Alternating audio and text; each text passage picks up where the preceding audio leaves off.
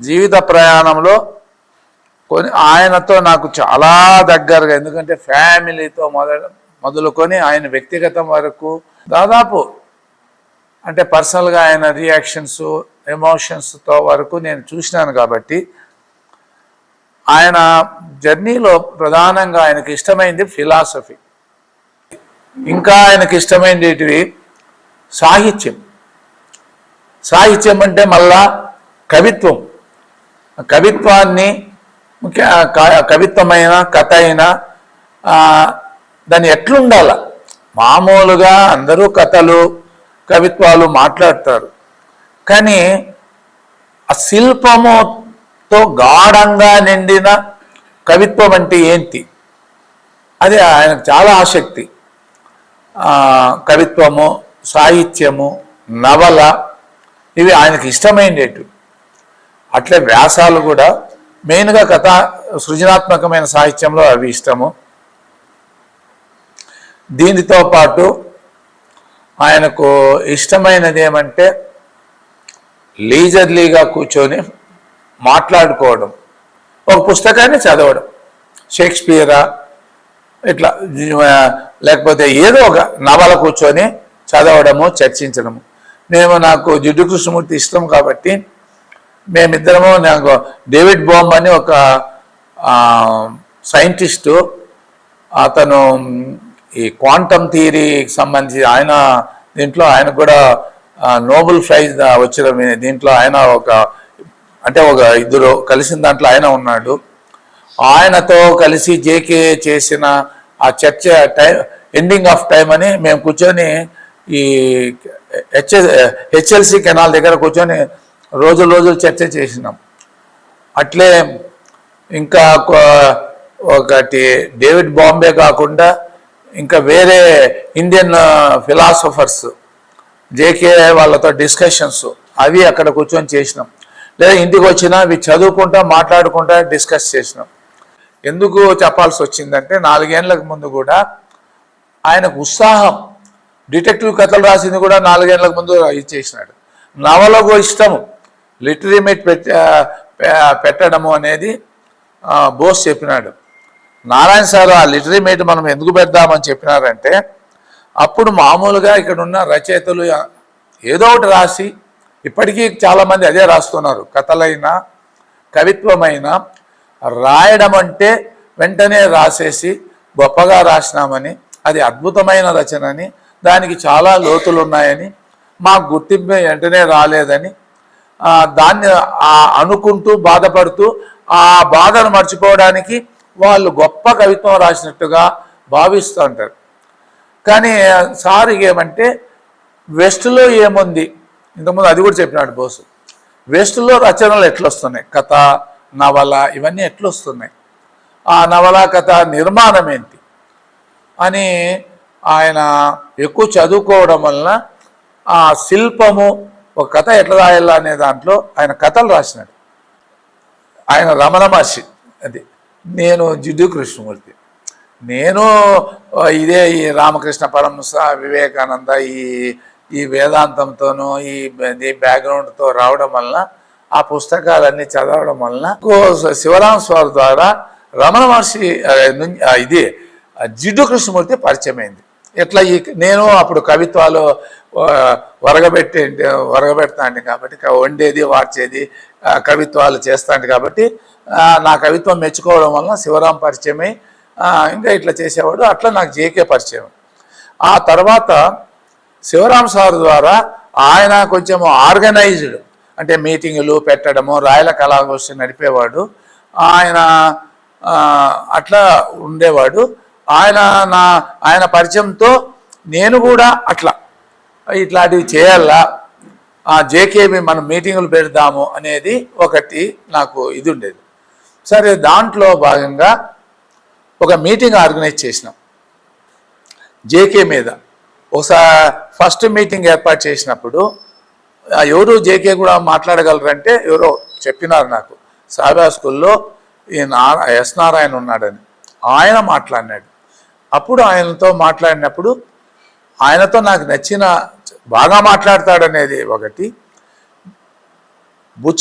ఈయన గోపిచంద్ వాక్యము పోస్ట్ చేయని ఉత్తరాల్లో ఆయన కోట్ చేస్తూ మొదలుపెట్టినాడు. ఆయన నాకు అట్లా గుర్తుండడానికి, ఆయన మీద ఇష్టం కలగడానికి. ఏమంటే గోపిచంద్ జేకేని గురించి రాసిన వ్యాసంలో ఫిలాసఫర్స్ అందరూ ఒక ఎత్తు, జిడ్డు కృష్ణమూర్తి ఒక ఎత్తు. అన్ని ఫిలాసఫీలు నమ్మకం మీద నడుస్తాయి. ఇది దానికి ఈయన ఆ నమ్మకం మీద కాకుండా నీ అన్వేషణ, నీ ఆలోచన, నీ పరిశోధన మొత్తము నీవు కేంద్రంగా జరగాల. ఎవరో నమ్మకము, ఎవరి ఆలోచన విధానంతో నమ్మకంతో జరగకూడదు అని చెప్పినాడు అనేది దాంట్లో. ఇంకా నేను నోరు తెరిచి, సార్ ఇట్లా ఎవరో జామీన్ కావాలంటున్నారు, మీరు ఏమైనా చేస్తారని అంటే సరేలే అని చెప్పినాడు. ఇట్లా కాదు, జామీన్ అంటే సంతకాలు కాదు, ప్రిన్సిపల్ నుంచి ఆయన శాలరీ నుంచి ఒక సర్టిఫికేట్ కావాలన్నాడు, శాలరీ సర్టిఫికేట్ పెట్టాలని. ఇది ఎప్పుడు ఒక 30 ఏళ్ళ వెనకాలనుకుంటా, ఇంకా 35 ఏళ్ళు.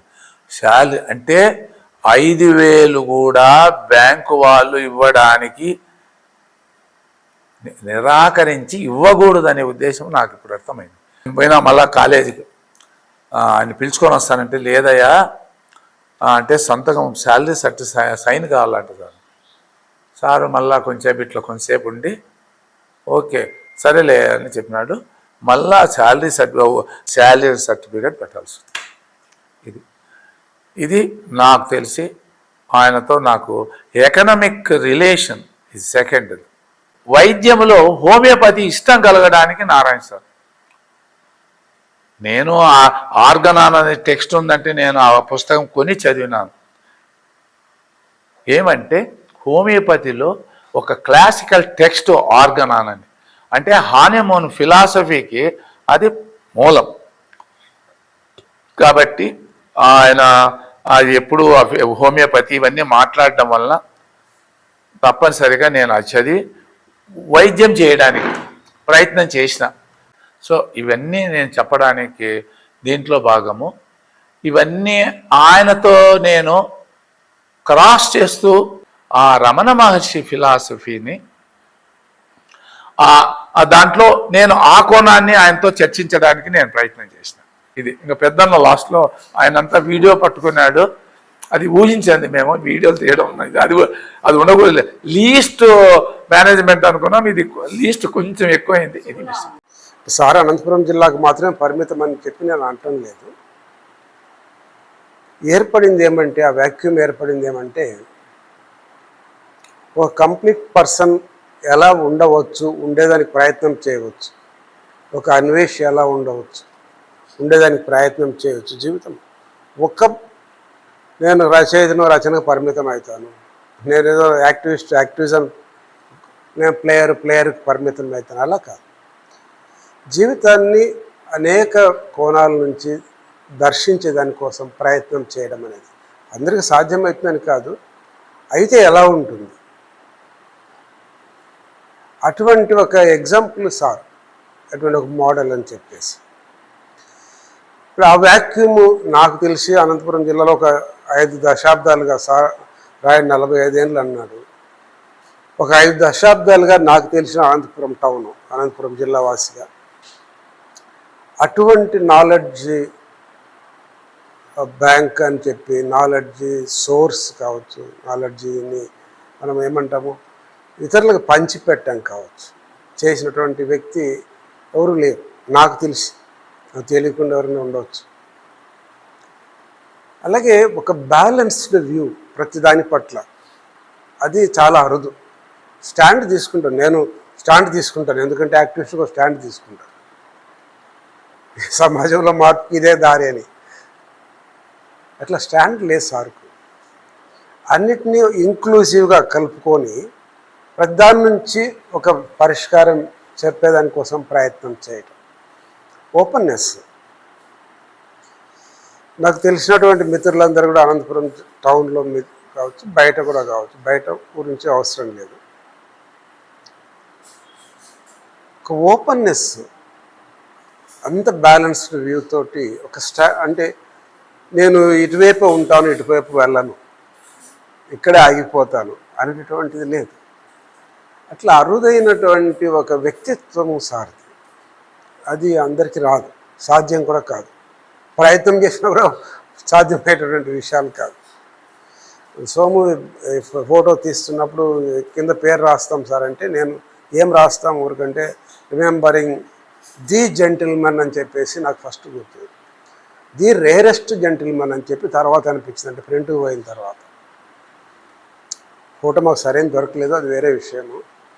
అంటే హౌ టు ఫ్రేమ్ హిమ్, ఎలా మనం అతన్ని చూడగలము, ఎలా మనము అతని వ్యక్తిత్వాన్ని అర్థం చేసుకునే వీలవుతుంది. నాకు సార్ తోటి ఎక్కువగా ఐడియాలజికలే అంటే నేను వివక్షతల మధ్యన పోరాటాలు అనే దాంట్లోనే వస్తుంది, అసమానతలకు సంబంధించి, లేకుంటే సొసైటల్ చేంజ్కి సంబంధించి. ఇది ఒకవైపు. రెండవది వచ్చేసి లిటరేచర్కి సంబంధించి నాకు కొంచెం తెలిసిన దాంట్లో మాట్లాడడం. వీటికి మించి సారు ఫ్యామిలీకి సంబంధించి చాలా విషయాల్లో మాకు చేసినటువంటి హెల్ప్ అనేది, అంటే మేము ఊహించని విషయాలు అనమాట. అంటే we cannot expect this a source where we can get a solution. అది ఎట్లా సాధ్యము అని చెప్పేసి, ఎందుకంటే there are so many cultural barriers, barriers ఉన్నాయి. ఉండి కూడా వాటిని అంటే దానికి నేను మళ్ళీ అనుకున్నది ఏమంటే, ప్రారంభంలో నేను చెప్పినట్టుగా, because he is a English teacher, English lecturer, English లిటరేచర్ని అంత లోతుగా అనంతపురంలో అధ్యయనం చేసిన వాళ్ళు చాలా తక్కువ. అయినప్పుడు నీకు ప్రపంచం దర్శనం అనేది కలుగుతుంది. ఒక దర్శనం అనే పదం వాడుతున్నాను, అవగాహన కలుగుతుంది. జీవితాన్ని వేల సంవత్సరాల చరిత్ర ఇంగ్లీష్ లిటరేచర్లో కావచ్చు, ఇండియన్ లిటరేచర్ కూడా కావచ్చు. ఒకవైపే కాకుండా మరోవైపు కూడా చూసి మొత్తం సమాజంలో ఉన్న వ్యక్తుల్ని అంటే సమూహాల్ని అర్థం చేసుకోవడం, సమాజం అంటే సమూహాల్ని అర్థం చేసుకోవడం, వ్యక్తుల యొక్క జీవితాన్ని అర్థం చేసుకోవడం, ఏ కండిషన్స్లో వాళ్ళు పెరిగి పెద్ద అవుతున్నారు, ఎందుకు వాళ్ళు అట్లా రెస్ట్రిక్ట్ అయినారు, ఎందుకు అట్లా ఓపెన్గా ఉన్నారని చెప్పడం. అది సారు చెప్పినప్పుడు అనేక సందర్భాల్లో ఇంటరాక్షన్స్లో లిటరేచర్ ద్వారా కావచ్చు, ఇష్యూస్ బేస్డ్ కావచ్చు, సొసైటల్ చేంజ్కి సంబంధించి మాట్లాడినప్పుడు కావచ్చు. నాకు ఒక లాస్ట్ 50 years అనంతపురంలో అటువంటి వ్యక్తి కనపడింది. దట్స్ బిగ్ వ్యాక్యూమ్, అది cannot be filled again by with anyone. ఏమో భవిష్యత్తు తెలియదు, కానీ ఇప్పటికైతే నాకు కనపడలేదు. ఇది నేను ఆ హ్యూమన్ రిలేషన్షిప్ అనేది వితౌట్ ఎనీ ఏమంటే ఒక కంక్లూజివ్గా, ఒక ప్రిజుడిస్గా కాకుండా ఓపెన్గా చూసి ఆ రిలేషన్షిప్ మెయింటైన్ చేయడం, అంటే రిలేషన్ ఎస్టాబ్లిష్ చేయడం, మెయింటైన్ చేయడం కూడా ఎస్టాబ్లిష్ చేయడం. And the other person looks at you as a adviser all the time, because there is a source where you can get that kind of help. అది నాకు అంటే knowledge ఉన్న వాళ్ళకు ఉన్నటువంటి ఒక జ్ఞానాహంకారం అనేది ప్రతి చిన్న వాళ్ళలో కనిపిస్తుంది. ఒక కథ రాసి పేరు వస్తూనే వెంటనే కనపడేవాళ్ళు, ఒక చిన్నది అవార్డు రివార్డు వస్తూనే కనపడేవాళ్ళు. సో బియాండ్ అది నాకు అనంతపురం టౌన్లో ఇంకా కనపడదు అని చెప్పేసి, పర్సనల్గా మాకు చాలా నష్టం. అది చెప్పలేనంత నష్టం. అది కుటుంబానికి ఇంకా నష్టము. అది వాళ్ళకి ఇంకా ఎప్పటికీ అది గుర్తుండిపోయేది జ్ఞాపక జీవితం అంతా. సో ఒక rare person now is not there in Anantapur, and this cannot be refilled by any one. That what I wanted to say in the beginning. I miss to say try to అవి కాకుండా ఎదుటి వాళ్ళకి వాళ్ళు ఎక్కువ